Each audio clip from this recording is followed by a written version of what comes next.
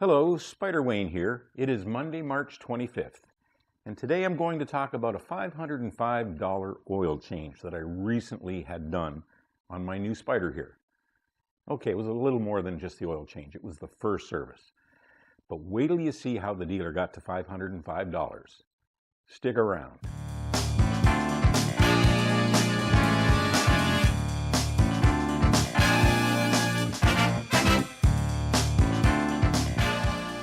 Now, this will be the fourth time I've had a service done on a Spyder. My old Spyder, which was a 2020 Spyder I bought in September of 2020, I bought it from a dealer that's about 100 miles away. And starting in April of 2021, which was the first service on that Spyder, and then in April of 2022 and April of 2023, I got the second and third service done. And I will be putting up a spreadsheet that kind of shows the cost of all these services and the breakdown, because it's really interesting what these dealers do. So I was very happy with the service at that dealer until the third service. I mean, I wasn't dissatisfied, but their price went way up in the third service. So there are 3 or 4 dealers that are closer. I thought, I'm going to try out the closest dealer, and he's about 38 miles away. So in late February, I gave them a call to make an appointment for the first service. They were booked up about a week and a half ahead, already in February. We made the appointment for Friday, March 8th. He said, let's make it 9:30. We open up at 9, but it takes us a little while to get everything ready and open up the shop. And he said, come on in for 9:30, so no problem. I showed up at 9:20. I like to be a little early. And I go in and say good morning and check the bike in and get the estimate. And at that point, they did tell me the estimate was $505, which I thought, ooh. And I'm going to show this spreadsheet right now, this little colorful spreadsheet. I'll bring it up on screen. So over at the right, that's the $505 service that I just had done on here. And to the left, those are the first 3 services I had done on my previous Spyder. So when he quoted me the $505, I didn't ask for the detail. I just, it was like, ouch. And then I realized that's about $80 more than the last service on my last Spyder at the other dealer. And I went, oh, I guess inflation must still be kicking in on these services. Turns out, no, that's not it. We'll get into that. So I authorized it. So I have to accept the fact that I authorized the service. I couldn't complain about it when they were done. I went over, got myself a coffee. I was walking around the showroom and I noticed the technician come out and he jumped on my Spyder and took it around the back into the shop at 9:29. So I'd been there less than 10 minutes and the Spyder's going into the shop right on time for its 9:30 appointment. Great. And an hour and 15 minutes later at exactly 10:45, I noticed my Spyder is coming around the front and the technician is parking it out front. So I go outside to say hello and ask, how did it go? How is everything okay? Any issues? He said, no. He said, everything went well. Everything looks good. Everything's in good shape. You're good to go. So I head back inside, go to the service counter, and then I get out my credit card and I pay the bill, the $505 bill. And I will also show that the confirmation of that credit card charge, I'm the kind of guy that every activity that happens in my bank accounts or credit cards, I get a notification. It came through at 10:48. So they had my bike for 75 minutes in the shop, an hour and a quarter. I decided to look up online, if I had have done the oil change myself, how much could I have got the kit for? So I went to Can-Am On-Road website, and their price was $143.99.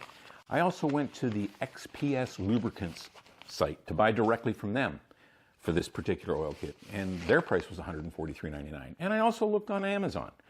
This exact kit and that's for the 1330 Rotax engine, $143.99. So really, the price this year for the oil change kit, 0 inflation versus a year ago. Cool. And this dealer, the first sign of a nickel and diming. He only charged about $3 more, $146.87. I can't complain about that. That's close enough. The next line is where all the fun stuff happens. It's the labor. So, my very first service on my first Spyder was $220, and that was billed at 2 hours at $110 an hour. The second service on my first Spyder was a half hour less than the first service, but it was still at $110 an hour, so my labor was lower. It went from $220 on the first service of that Spyder, and it dropped to $165. And so I was happy with that. The third service at that dealer, the original dealer where I bought my first Spyder, that's when things really went. So he billed me $238.50 for that third service. Huge increase over the previous year. It was the same amount of time as the previous year, an hour and a half, but his hourly rate jumped from $110 an hour to $159 an hour. Ouch. And then on top of that, the next line item on here, he had never charged me a shop supplies charge before. That's the line that bothers a lot of us. You know, the one that's just a miscellaneous shop supplies. It's usually a percentage of either the bill or a percentage of the labor.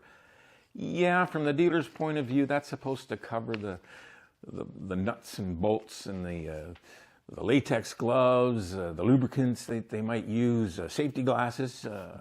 It's what most service shops will charge, but not all. And the ones that don't, you know, it's built into the price they're billing you. So it wasn't significant. It was $8.35 on that third service. So between the hourly rate and then the shop supplies, at that point I was beginning to start thinking about, all right, I need to check around, see if pricing is better at my local dealers. So we come to this one. My new Spyder I purchased in August. It's now due for its first service. I take it in, pay for it. They've had it for an hour and a quarter, and I get my bill and I look at it. And I go, okay, the oil change kit, close enough, really no inflation. The labor, $300. It was $120 an hour, which was more than fair. I mean, 3 years ago, I was paying $110 an hour. I didn't mind that, but he charged me for 2.5 hours. So what he is doing, what the dealer is doing, again, is a very common practice. They're charging me a book rate, a standard rate. It's the average time that it would take the average technician to perform that service. And where they get it, whatever manuals they're looking up, probably most of them are digital these days. Some of them probably come from BRP. There's probably aftermarket ones. I don't know. So they're charging a standard rate. They're not charging actual time. But it really kind of sucks as a customer when I look at, you're billing me $300 for 2.5 hours labor, and you only had my motorcycle for an hour and a quarter. That didn't sit well with me. Now, I didn't get rude. I didn't argue it. I basically just told the guy, I said, you know, based on what you're doing here, I probably won't be back.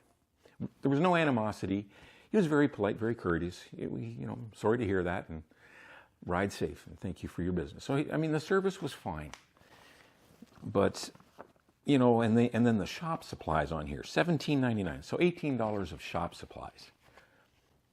That's a tank of gas on this thing. Really? Did you really use $18 worth of shop supplies? They probably didn't. But I get it. Charging a standard rate is a common practice. But there's probably no consistency to the standard rates they charge. And they don't have to charge that rate. It's just a guide. It's a tool. It helps service shops to schedule service and appointments. Again, so in closing, I'm not going to bash that dealer. He didn't do anything wrong, but he didn't bill me in a way that I would want to go back to that dealer. So there's a couple other local dealers. I wouldn't mind hearing from anybody that has a Spyder what your first service costs will look like, or just your regular scheduled service costs are.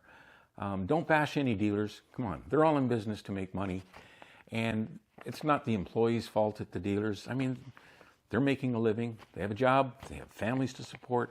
Let's not bash any of the dealers. If we're not happy with our dealers, we just don't go back to them.